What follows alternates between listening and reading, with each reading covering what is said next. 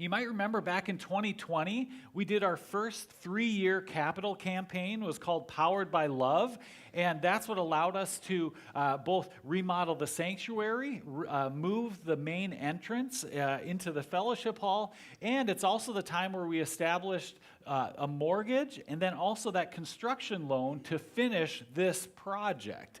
And so that all happened in that first campaign. Then in 22, we did that 2023 through 2025 Love Inside Out campaign. And this is the campaign that we have ongoing right now. And so the goals of that campaign were to continue to pay that mortgage and construction loan out of that building fund, to do the stucco, which was done this summer.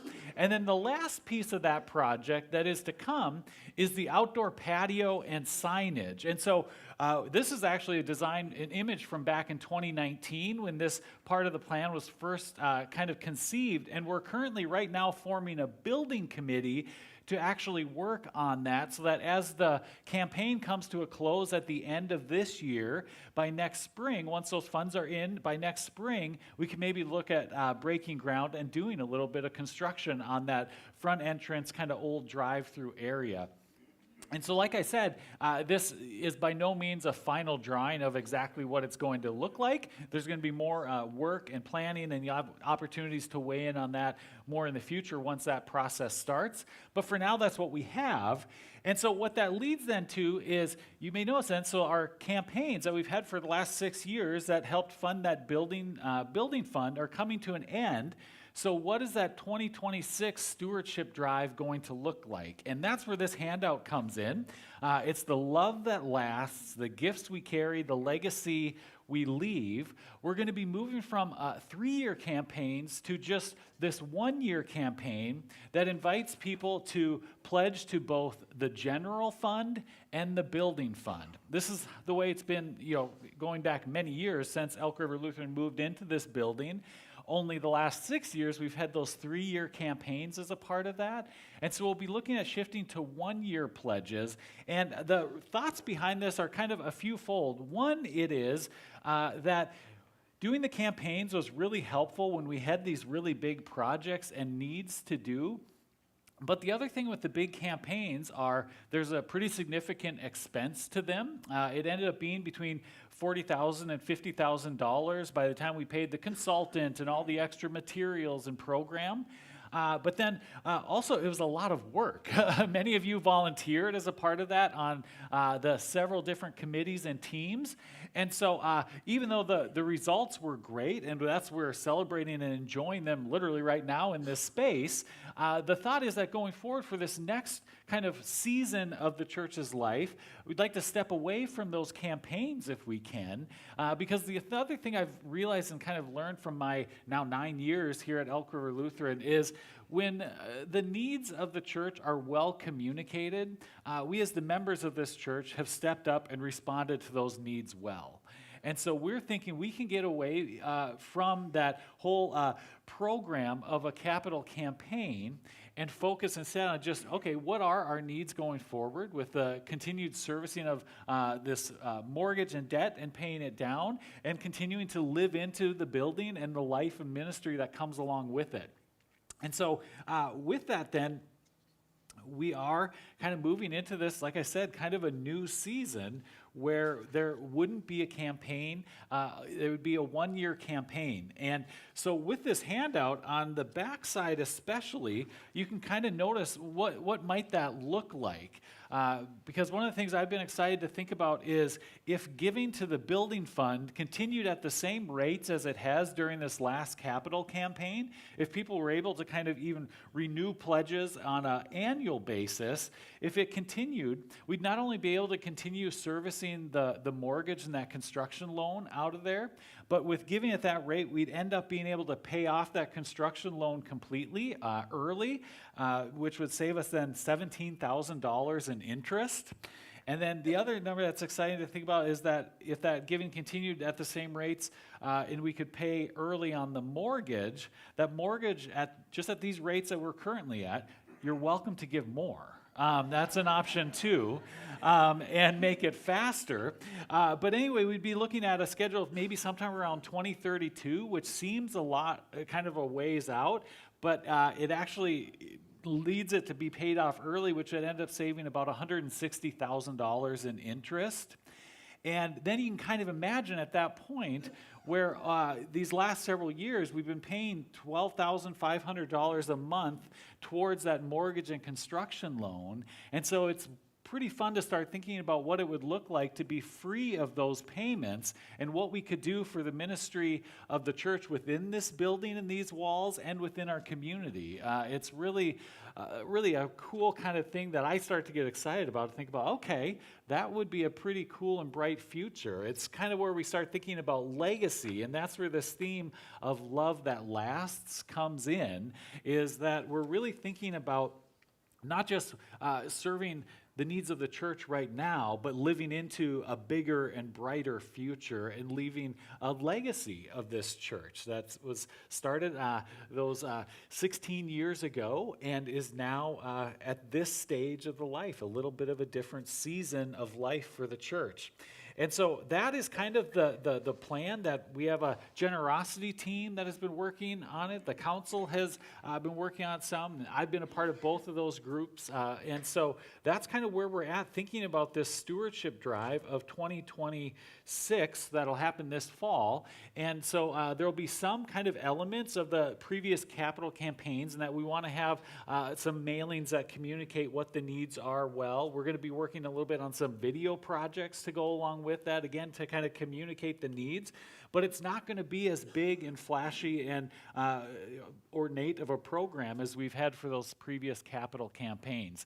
And so we wanted to kind of just share that plan, and then I guess really just invite any questions or feedback, both here and now in the room, but then also if there are other questions that arise or that you have that you'd like to reach out to myself or Jeff at other times, we'd be open to that as well. So Jeff has a microphone. If anyone has any questions or wonderings or comments for right now, we would hear those. But again, we'll hear that feedback or questions anytime too.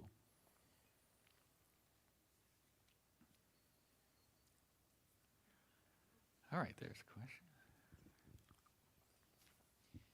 I don't really have a question, but I was thinking about the fact that the capital campaigns are ending now, and I thought, well, I've kind of gotten in the habit of kicking in a certain amount for the capital campaign, and so I plan to continue that to the building fund. I just, when I saw the figures there that this might be paid off by 2032, I thought, you know, I'm planning to be around yet then. So if you folks would all join me in kicking into that building fund, I'll be here to celebrate paying off that mortgage. Yeah, I like that. At my last congregation, we had the opportunity to celebrate a burning of the mortgage service within the church service, where we really did get a big old silver bowl and burned that baby right in the middle of the church, and that was an exciting day. So, yeah.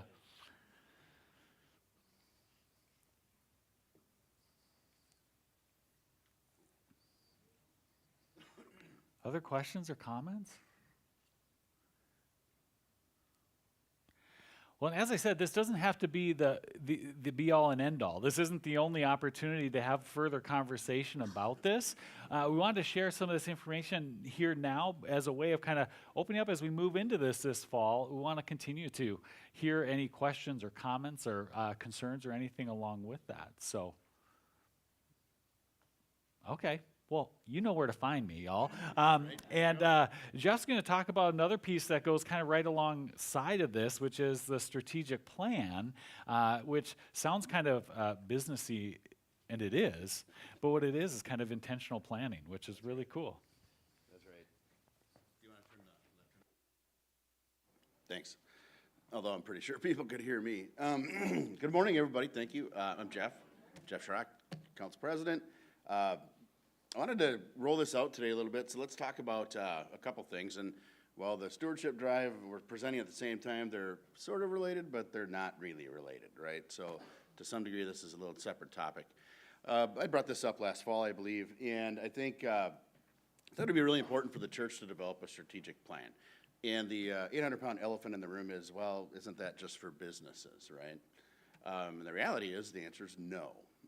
Because there's a couple key things that happen, and I think this is a really important point.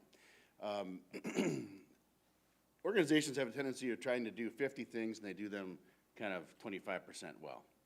When you focus on 5 things and you do it extremely well, you accomplish way more, right? So think about it like getting honed in, focusing in on things you want. So over the last year, worked with the council as well as the Elk River Lutheran staff and others to start to develop and brainstorm and hone this in. And today we're going to be rolling it out as, I'd say, kind of a final draft to the congregation. To basically, the whole intention here is to give an opportunity for some feedback from the congregation, but also gain some alignment, gain some engagement, gain some rallying around this, such that we can start to develop it. And so what I wanted to do is talk a little bit about how we've structured it. So in the past, I've done several of these in my life, but what we decided to do is a 3-year plan that starts essentially in 2025 now. Of course, we're well over halfway through, but it'll end in 2028, right? Because you want to put an end date to it.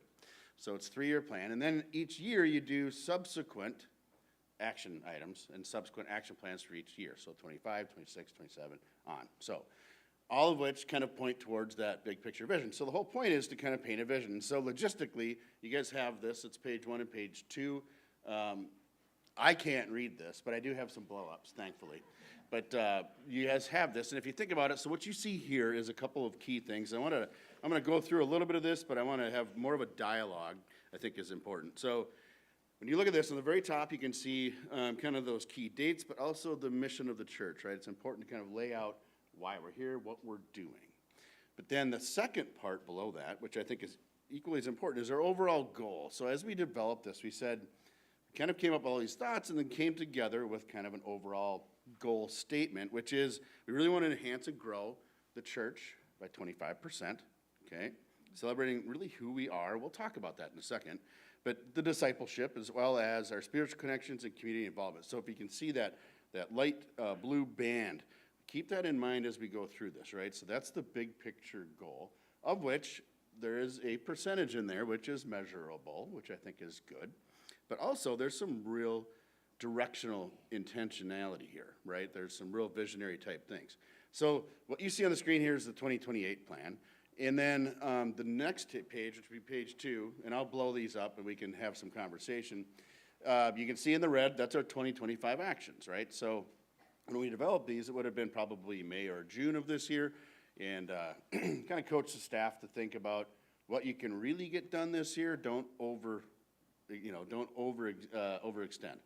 And so these are some real key things, but as you see, some of these are real foundational to working towards that 2028 plan. So I'm going to take just a few minutes to go through a couple highlights, and then what I'd like to do is just have a dialogue. And I think that's the important part. So as we zoom in on the 2028 plan, there's 3 main buckets, right? There's the connections, community, and communication. So those 3 buckets will be repeating trends, right? And that basically covers the church when you think about it.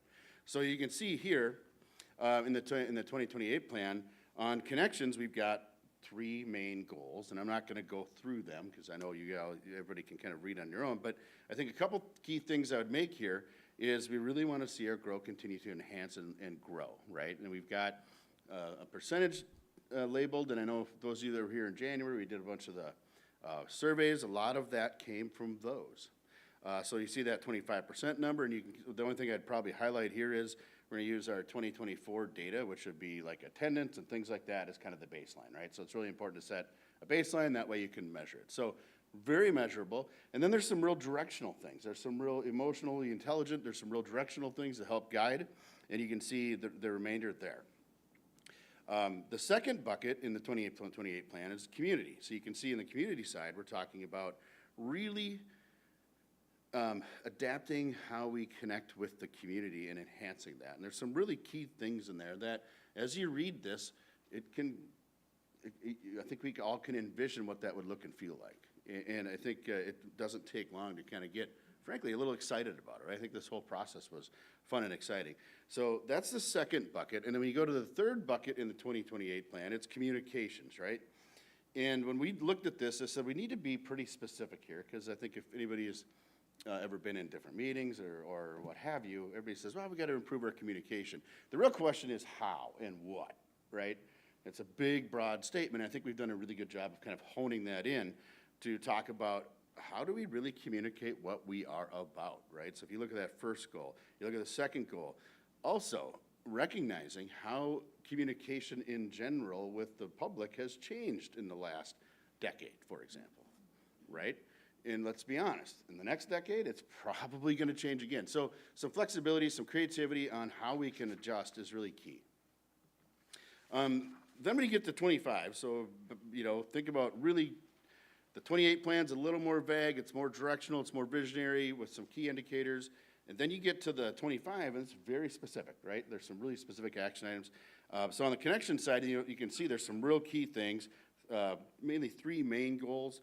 And I think what you're going to be seeing is, when I look at what we're doing in 25, it really kind of sets the foundational pieces, kind of that baseline aspect of things, understanding what we do now. What are some of the things that are working well? What are some of the things that are not working well? So you can see there's a lot of names in there. They're bolded because we want to make sure somebody owns those initiatives such that we can make sure things are getting done. And if they're not, there might be a reason, so we have to pivot. That's life as well. But there's some intentionality around having ownership of those specific initiatives. The second bucket is community, right? So as you think about it, we've got a couple key things we're trying to do. And again, I think this could be categorized pretty quickly as foundational, right? Kind of understanding what are some of the key things that we're doing now. Talks a little bit about building space that we just talked about out in the patio, right? We're hoping to really start to progress down that path. And then the last is conducting an audit, as you can see on the communication side, of what we currently do. I'm actually kind of curious to see the results, because I think it might be surprising, all the different things, some of which might not even function very well, right? I think that's a good baseline foundational thing for us. So that covers what I wanted to cover today, but what I want to do as a kind of a group here is just take some time, and my thought was we could just take 5 minutes and talk to your neighbor about this. What do you think about this plan? We'll come back and maybe do a little question and answer. So I got roughly 10:05 right now. I mean, literally just kind of have some conversations with the folks next to you. I'll maybe come back and interrupt us about 10:10. So we'll pause for 1 second, talk to the neighbor next to you, see what you think.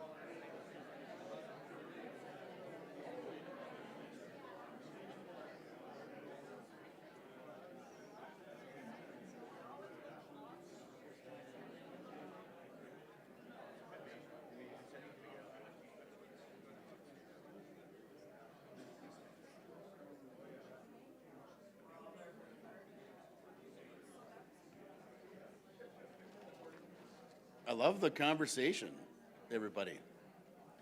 Well, let's come back, and I love the fact that there's some good conversations going on. I was just talking to Pastor Nathan. There's some names on here, by the way, that, for example, some folks here may not even be aware that their names are on here. That's intentional.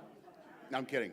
The reality is, you know, we're in the process of just kind of getting this going. We've identified people who really kind of spearhead some of these things, and I'm sure Pastor Nathan and Pastor Ann and others will be following up. This isn't going to be an arduous task, just to kind of specify. But I wanted to kind of at least highlight the fact that there's people's names on here that maybe haven't been talked to. And then the other thing I was going to say is there's a real reality around doing these plans is you don't want to just do this and put it in a shelf and never look at it. That would be failure, right? And so the real question is, how do we keep this in front of us? How do we keep it moving? And the actionable items are really quite simple, right? So as a council, we'll likely every other meeting take a look and see where we're at on some of these initiatives, right? We need to hold a little bit of accountability to keep things moving. If it's stuck, we have to ask the why. Why is it stuck? Maybe it was the wrong idea, right? So we can adjust and pivot. And I think as a congregation, you'll see updates as well. We were just talking perhaps in a newsletter on occasion that says, here's where things are at. So I think that's kind of some key elements. But I'm going to stop talking right now and open it up to the group. If there's any larger questions, comments, feedback, we'd love to take it.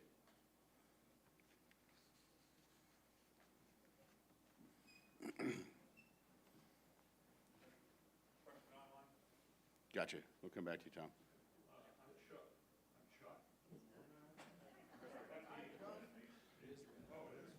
Chuck. There we go. Hey. All right. Power of the board over there. A couple of questions. Yeah. What does 2025 mean? Does that mean that the action items for 25 are going to be done by December? Correct. Okay. That's a correct statement. Okay. So they're kind of smaller because we've got a third of a year. That is basically. a correct statement. Yep. Okay. That's one question. Another question is, how did we set the goal of 25% increase? Was Great it question. just pulling the number out of the air, or? A little, but there's some real thought behind it. So to your point, so we had those. Help me remind me. We had like micro surveys Called in them January and micro-surveys, February, yep. and one of the key questions was what would the congregation like to see as a percent of growth? And it ranged from 1% to 100, right? But the vast majority kind of sat right around that 25% range. Okay. So that was the real driver. All right. And then one last question. Sorry to hog the mic here, everybody. Can you give us a preview or a splash of what we think the action items might look like for 2026? That's a great question. I hadn't prepared for that. I don't know. Part of it will happen this fall as we start to look at what we've based on some foundational pieces. I think I can tell you that the 2026 will be they need to be tied to our longer term goals, right? So I would assume some of them might be a continuation of the 2025, meaning like the phase 2, phase 3. But that will be happening, in fact, November, December. That's a great question, Chuck. And Tom, you had a question online? Yeah, we've got people online, so hello online folks. Had a question from Henry online. Is the presentation going to be available online so people can download it at home? Sure. Yes, absolutely. Okay. That's a great question. Okay. Second question from Amanda. What investments are going to be put into, I like this question, future online presence to make sure that people online can watch? Great question. And the answer is not 100% sure yet, but that's part of the process this year. Understand some ideas that we could do to enhance it. We've talked about enhancing our communications. Part of that, as you look into the plan, is our online presence. And I think Pastor Nathan made a great point at one of the council meetings this year was, if you think about our first-time visitors, a lot of them visit online first before coming to the church. So for those of you, I've kind of told others, my wife's brother is a pastor at Grace Lutheran Church in Minneapolis, and we've been kind of watching other church services online, and I think we do a very good job comparative to others. So how we can continue to enhance that will only make our church look and feel the way we really are. So don't know about a dollar value yet, but part of what would happen is we would, probably brainstorm some key ideas and prioritize and see if we could budget it in. That wouldn't happen until 2026. 2025 would be kind of understanding our baseline. But if you can understand the vision and the reason why, the online presence is really important. It's a great question. Jim?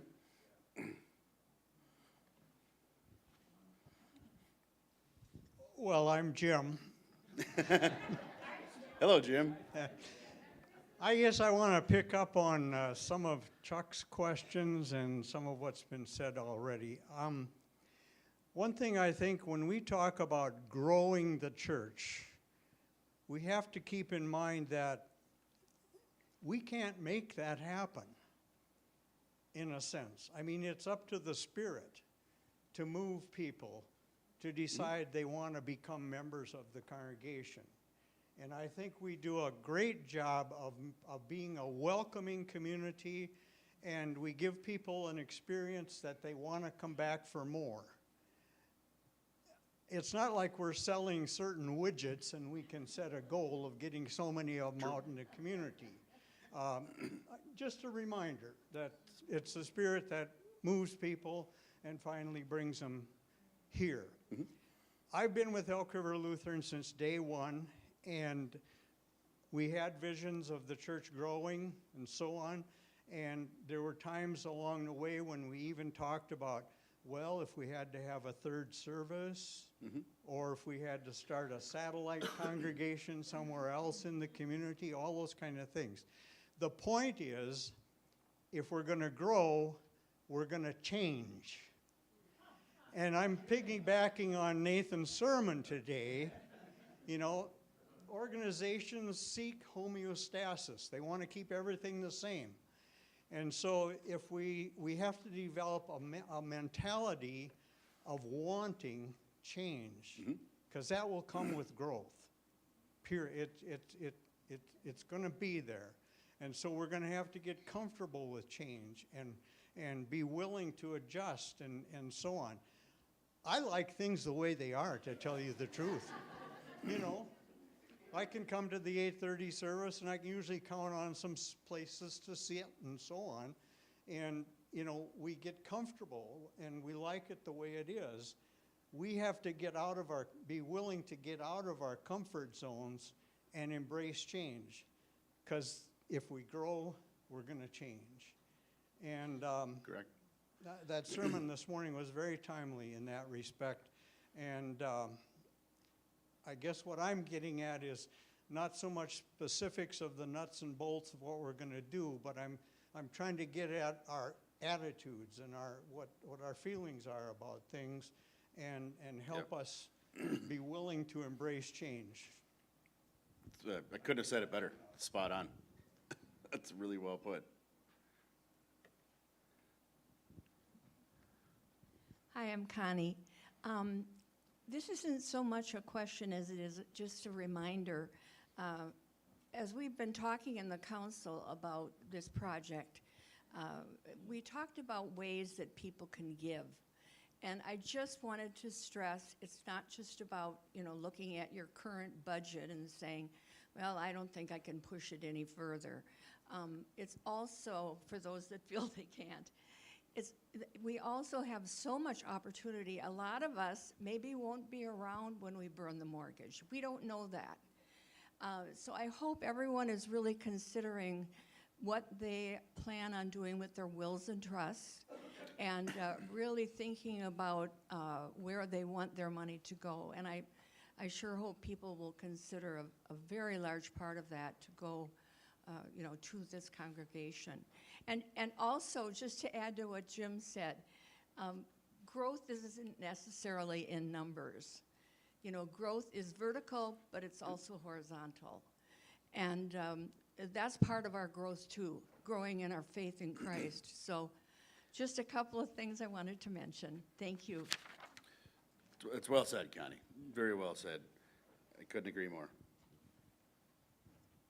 Hi, I'm Kent Larson, Vice President of the Council. I just want to make a comment real quick. I think this actually started maybe even 2 years ago, where the council started discussing this, and I think we had some some members, newer members on the council with young families like mine that just joined in the last 5 years to say, what an opportunity we have. This church is such an accepting community, joyful community, serving God and neighbor. And, we just see such an opportunity, but it felt like, okay, we're kind of doing the year by year thing. And I think, a number of us on the council kind of said, well, where are we headed as a church? And that's where all of this started. And I want to thank Jeff for his leadership, because he definitely brought the idea up a good year and a half ago. And working with the staff and Pastor Nathan and his staff and others, we're really excited because I think we're starting to see, we've already seen a lot of positive momentum with the church. And change, Connie, you're spot on, change is within us. And as we change, it's going to bring others to us. We just, as a family, see other young families joining and other new members joining. And I think it was brought up at council, I think once we can get them in the door, people tend to stay because we are so accepting. So I just wanted to give a thank you to Jeff for leading the council this year and beyond. So thanks for that. So I owe Kent $20 now.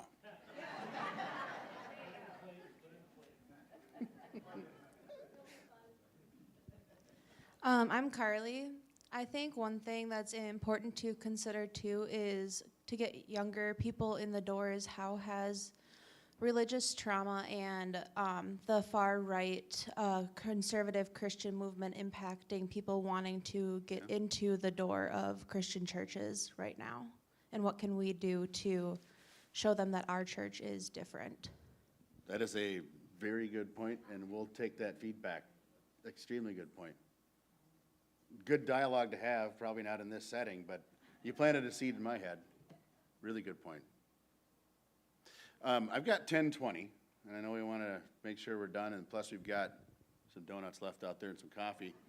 I also want to kind of highlight one quick thing as we close. I also recognize some people need some time to process as opposed to those who like to react quickly.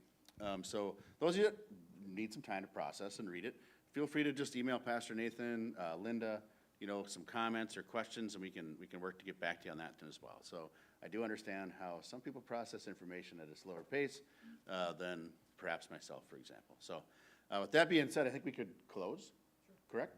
So I didn't have anything else. Did you have anything else, Pastor Nathan? I don't think so. I think just a reminder, all my contact information is on the back of the bulletin every Sunday. So if you are thinking, oh, how would I email him? That's the place to start.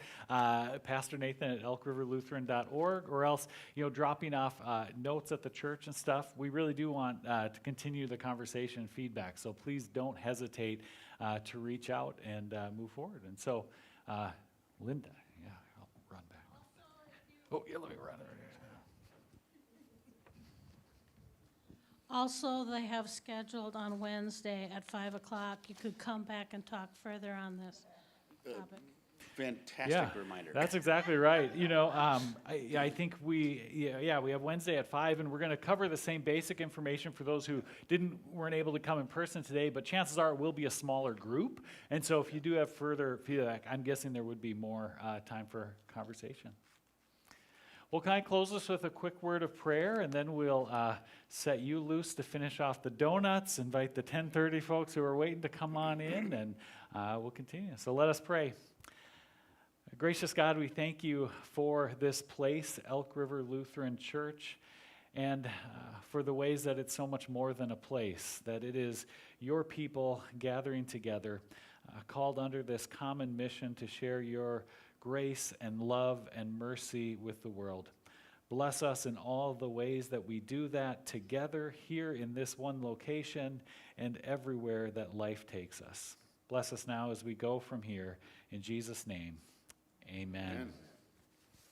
All right. Thank you.